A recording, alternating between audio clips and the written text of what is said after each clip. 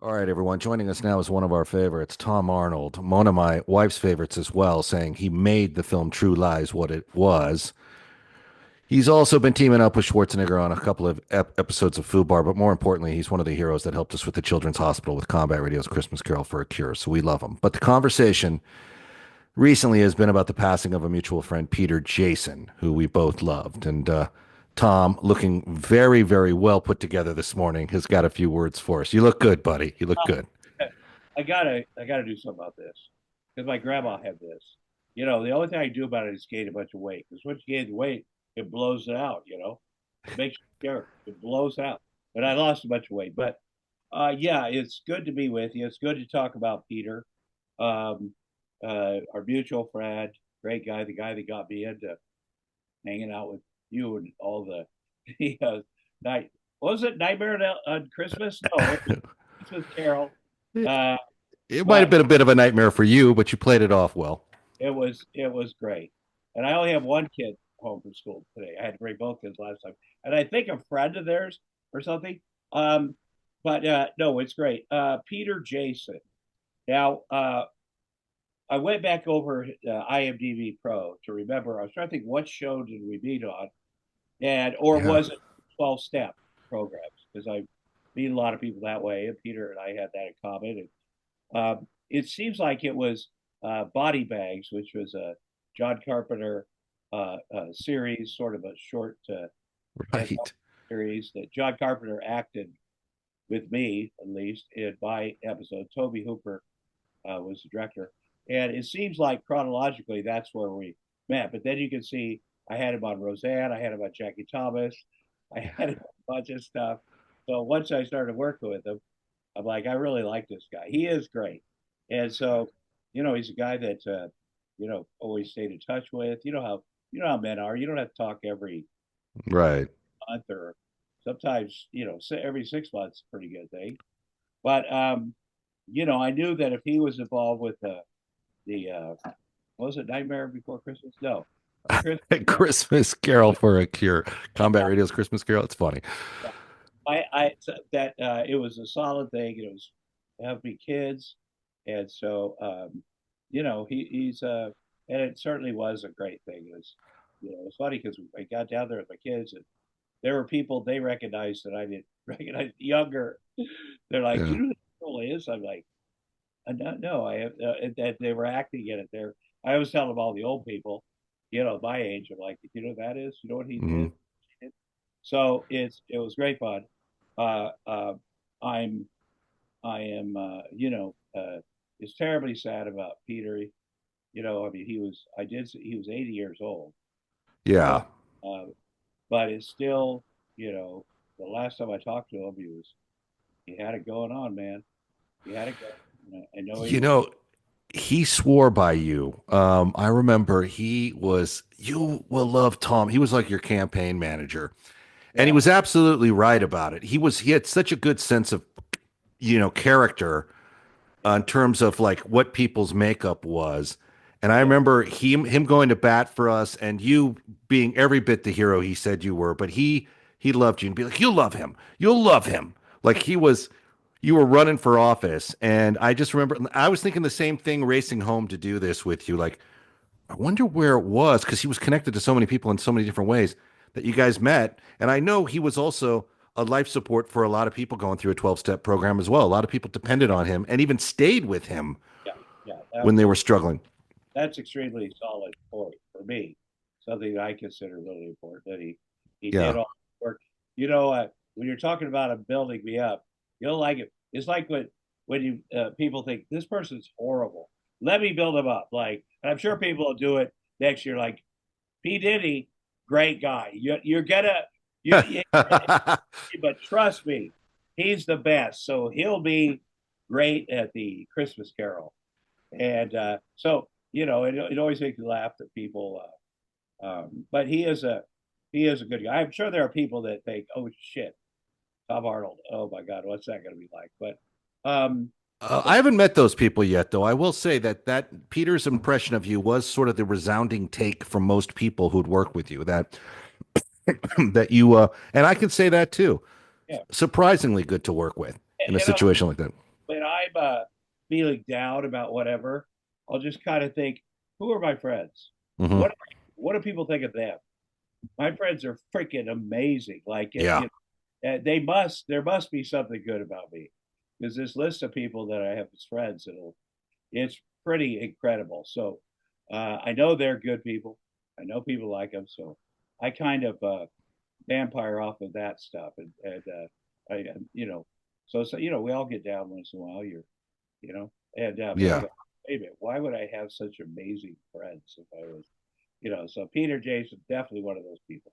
He definitely he could read the character and quality of a human being fairly quickly. And I was going to say your list of friends is impressive. We both worked with Schwarzenegger. We know what he's about.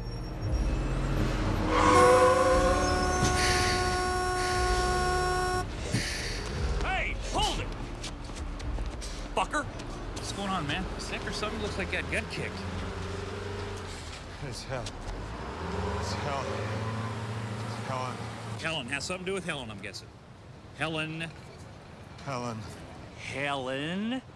Helen is having an affair.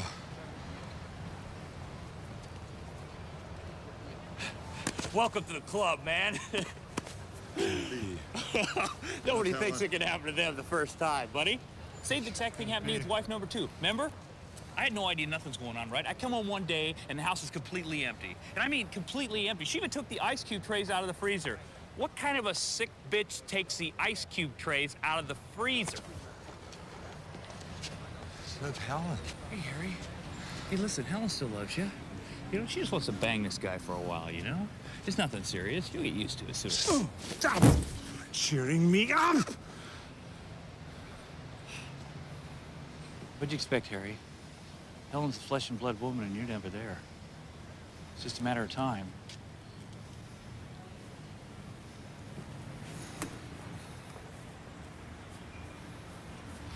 You know what? I say we concentrate on work, buddy. That's what I do every time my life turns to dog shit. I concentrate on work, and that gets me by. All right, buddy? It's gonna be great. You know what? We're gonna catch some terrorists. We're gonna beat the crap out of them. You're gonna feel a hell of a lot better. All right, watch your head now. Watch your head. Watch your head. Okay. All right.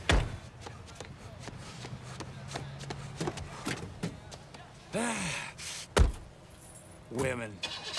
Can't live with them, can't kill them. We know what he's about. We know what he thinks of you. And here's a fun fact for you. After our last conversation about one of your favorite co-stars, Steven Seagal, I got like a tweet from him saying, how come you guys don't say anything nice? Oh my God, he's annoying. Oh my God. Well, I mean, what can you do? What can you do about Scott? He's no sense of humor about himself, and Right. gotta, Unfortunately. we all have to do that. People tell stories about me, great stories. I think it's funny, or people do jokes on a show about me. I'm like, what Yeah. an honor to be Yeah. saying stuff that people can say my name in a joke, and everybody goes, oh yeah, yeah. He has been married a lot, or whatever. I don't let any of that stuff bother me. But Peter, let's talk about his career.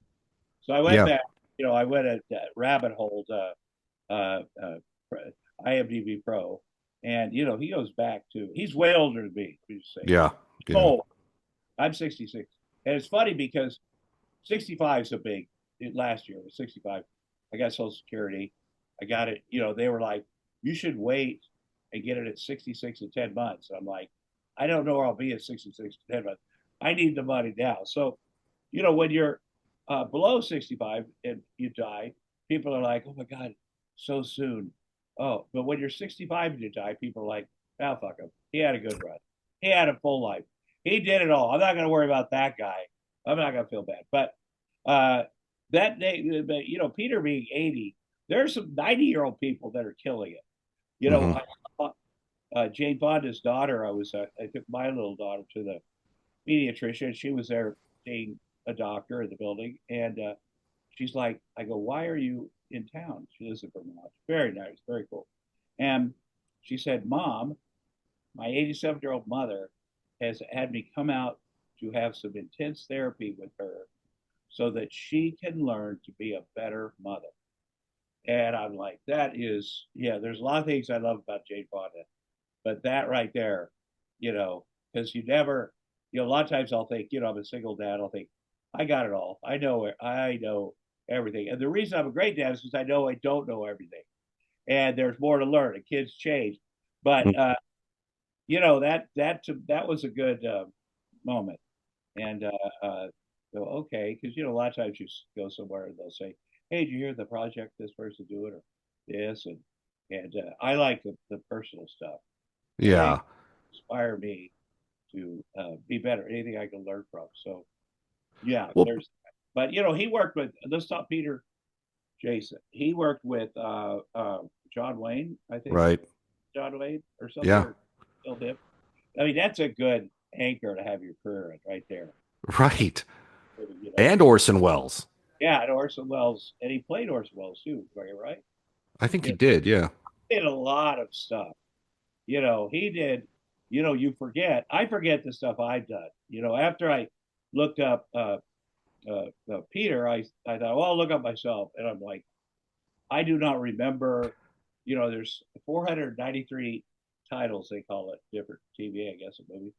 And I was spinning through it like, what did that? And then I was also pleasantly surprised. I'm like, oh yeah, that happened or this happened, and so it's I personally, don't. I mean, it's fun to tell your kids or for them to look and go, hey, look at all the things Dad has done. But hmm as an actor, the only thing that matters is the next job. And it does. I think when you get older, like me and Peter, you go, okay, I'm not going to panic so much because I have done a lot. I don't have to the next thing be the great thing or my big break or whatever. hmm You have to accept. Well, I've done a lot of stuff, man. That's a good. That's good. I've been very lucky, and then you don't freak out about it. I think when you're younger, like, oh, I got to move up a notch. I got to do this movie, and then I got to get paid the double for the next movie, and you're always where you're looking at how your friends are doing. You're competitive. You're pushing things, but then you get to a certain point, you're like, okay, this is. I do need to work more. I really need money for that. Court with. I've been in court 22 times with the mother of the kids. It's bananas. Yeah. Hopefully it will stop. It has the one good thing about it is I figured out a way to make it funny on stage. Good. There are some spectacularly funny things that have happened with cops or this or that. And my thing was, it's been 8 years. My thing was like, okay, that's okay. She got taken out of the house by the cops. She got cops on Christmas, speaking of Christmas Carol, and they took her out. And because I always say, what'd she say? Watch the cameras, watch it. But I thought that'll be a funny story. I'll never talk about that, but down the line, because we're going to start being co-parents, and down the line that'll be a funny story. It's like, my first ex-wife stabbed me, and people are like, whoa, that to me is something. First of all, it happens more often than not. A lot of guys have gotten stabbed by the wife. I'm just saying, don't talk about it all the time. But when you're married 40 years and you look back, that's a hilarious story. Remember all we've been through. Remember when you stabbed me? Ha ha ha. But the thing is, the stabbings have to stop, or the police stuff has to stop, so you can have a little, so you can look back on it. But it's hard to make things funny that are serious, especially stuff that involves kids or my history with child abuse I've had. But there is a way, and there is a way because you do want to get up there and talk about, you don't just talk about, well, I've been in 500 movies, 4 good ones. Yeah, I can do all that and to talk the way through, but 4 good ones. The idea that this thing that is really not funny and is and to make some. Anytime people hear stories that there's children involved and the cops and all the stuff, it makes them tense. And like my friends that are my age, they'll call, hey, how's it going with your? Oh, we're back in court for this, that. They're like, oh, well, that hurts my feelings too much because I can't, But you do get to a place where you could do that. And I don't know if Peter ever did stand up, but I could definitely see him doing that because he was a funny guy off camera, and he was always up for, you know, set. He had a good self-deprecating sense of humor, but he was, you know, just a strong visual character too. And so, you know, there's a lot of laughs around Peter Jason, and For that's the sure. saddest thing at all that you you won't be doing. I'm going to pretend he's not dead. You know, that's a Yeah, we'll forget. But if we watch it, the Oscars next year, they'll show him. I'm like, fuck, did he die? Shit, and then yeah. I'll again, you know. I mean, so it's easy to forget that people died, so you go on thinking, I'm going to see him. You know, like looked up because I searched Peter. I was trying to find the link here, and you know his email's on there, and I have his phone numbers and stuff. And when I go through myself, I never erase the phone numbers of people that have passed away because I'm like, no, you know, this is, you know, hold on to this. There's a lot of numbers I erase, X's, whatever, but those I just, you know, Chris Farley or Peter Jason, and there's a lot of people as you get older, you realize a lot of people have passed away, and you think I am lucky that I haven't passed. I'm very lucky. Seems like I should have, but and I may have. This might be heaven. I'm going to tell you, I don't know, or this might be a coma. This right now, all this stuff with the kids, you know, all the good stuff that's going on. But I'm going to write, and it might be heaven. No, I think heaven is here. Heaven is this day, wherever we are, whatever. There's no guarantee. I know these religions that say you die, you get into heaven, Jesus or God's up there. Come on in, man. And then you get like, if you're a Mormon, you get a mansion, which I like. But it doesn't make sense to me. It seems like you should live this life as if this were heaven. Don't assume that you got something other kind of crazy bullshit going on. Just think of, oh, today, look around, and go, yeah, this is it. So that helps me a lot. Oh, I agree with the thinking. Peter was like that. He made every day worth living. You know, the thing that's interesting that with you and with Peter, if you want to know the mark of a man, look at the professionals that keep bringing you back to work. In your case, Schwarzenegger. In his case, he did like 12 movies with Walter Hill and like 8 with Carpenter. You know, that's amazing. Back in the day, Yeah. you know, over to Walter Hill's house, we had the same agent. Just hearing his stories and it's just seeing his guns and you know that guy's the real deal, Walter Hill. Yeah. John Carpenter, this guy kills me because you know, first of all, in the thing that Peter and I did of his, he was acting like he was acting, and he had another guy directing. It was bananas. And then now I understand he's got a band together. He's on the fucking road with his Yeah. band. Yeah. I mean, that just you know that guy just I want to know everything about him. I also heard the directors. It was him and Kurt Russell. I don't know if it was Escape from New York. I don't know where they sit in, they narrate. You know, there's the directors, whatever. But the two of them were watching the movie and they were recording it, and it is the funniest. I swear to God, it is the funniest shit you've ever heard. You Yeah. know, a lot of directors like, okay, here's we did this shot, and those guys are just so funny together. And I'm sure that he had the same chemistry with Peter. Yeah. You know, go back and do 12 movies or however many movies, if because eventually they got to look for something for you. Eventually, it's not organic. You know, oh here, well, but if they like you to have it around. They'll like figure out something for you. And certainly the people. That's why I have Peter. And as soon as we did that show together. I have Roseanne, Jackie Thomas, this, that, you know, because he was excellent. He shows up, he's ready to go. He does a great, you know, crazy. Oh, like the Jackie Thomas episode, he did. There was a guy that was based on a real guy in real time. Wild Bill Bauer is a comedian from Minneapolis I started with, and he was very funny. He was crazy, you know, funny. He did. But we all like him because he was so inappropriate and so funny. So he came out and wanted to, you know, I brought a lot of guys out to write the Roseanne show that I knew because I knew they were funny. and I could teach them. Here's how you write. Here's the acts, how you write a script. But you can't teach somebody to be funny or have a anyway. So I hired Bill to write one script, which is a good thing. You know, you get paid. Yeah. I don't know what it was, 75,000 or something, and he wrote a script that had. I mean, it was not for network television. It had necrophilia in it, and just all this crazy, crazy stuff. And so I was doing Jackie Thomas, which is about me having a TV show, crazy guy from Iowa. And so I wrote that episode about my friend, my crazy friend, and how hey, I wrote the script. I think it's all gold. I think it's all, and what the real reaction was with the writers on those ad on the network, and my reaction. And then I thought, who could do that guy? Who could? This guy is uniquely crazy. And then it was Peter Jason, who just brought it up because Wild Bill Bauer was a character. You know, I gave him opportunities because he was so out there, and you know, people loved him and the stuff he talked about on stage. But he genuinely was not.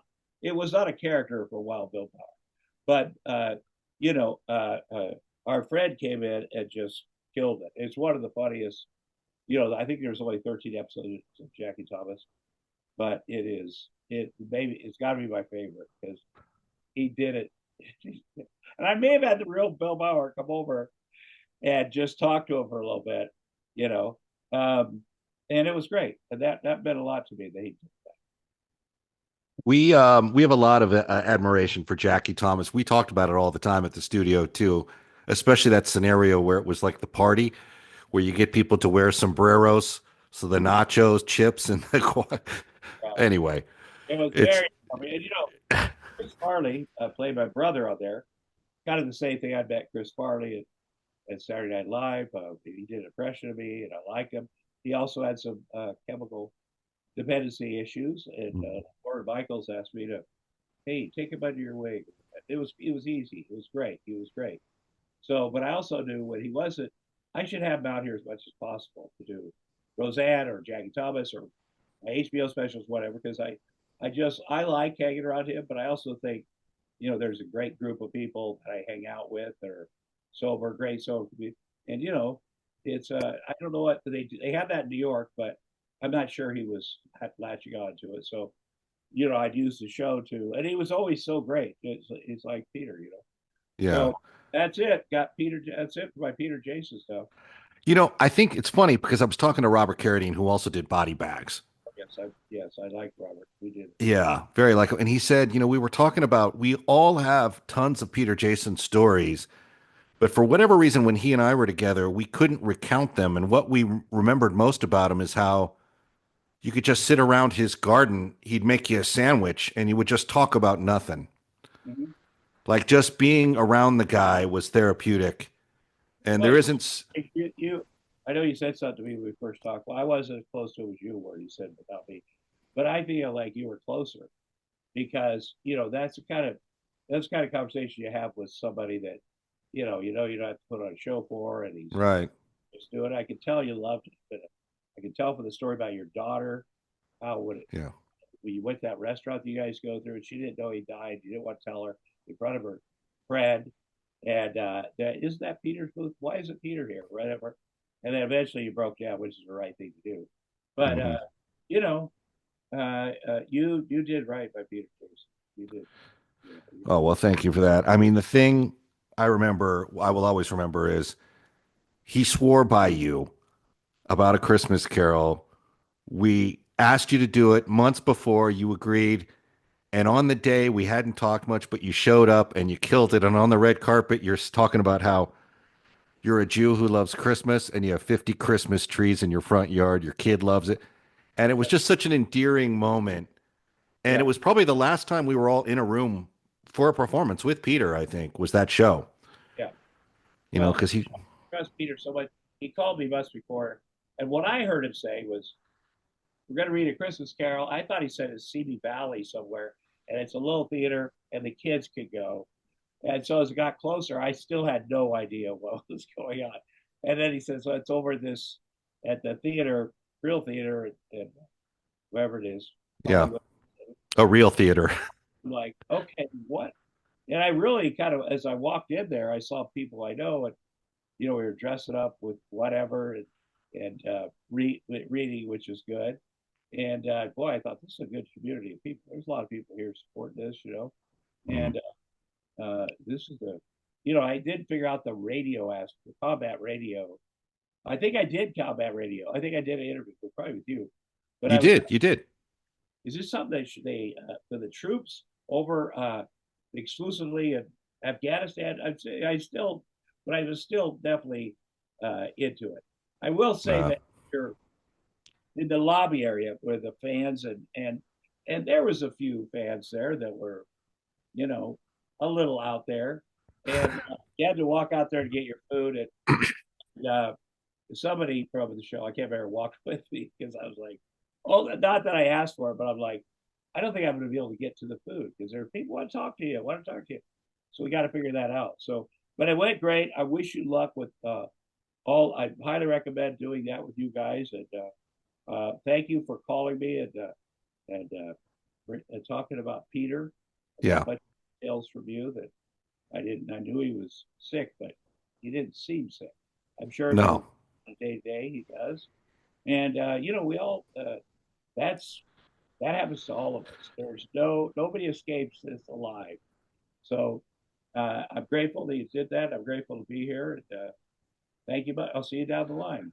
Thank you. I got one quick question off air, and I just want to thank you for your time. And clearly, people listening to this will know all you need to know about Tom Arnold is Peter Jason recommended him. And that is like a badge of credibility in our business, and incredible heavyweight badge of credibility. So in honor of Peter and Tom here, I want to say thank you for giving us the time. Also, he knows I wasn't too busy to do the show. So actually, that guy's probably filming in Europe. I'm pretty sure Tom Arnold's home. So that's it. Hey, thank you very much. I don't remember him putting a footnote on it. I remember him thinking you probably were on something, but he was like, if we can get him, he would be great. And he was absolutely right about that. I was afraid I couldn't do it. I was afraid I had a job and couldn't do it, but I did it that particular week. So yeah. I'm very grateful. Well, thank you very much. John, this is your old buddy, Uncle Pete, playing you a little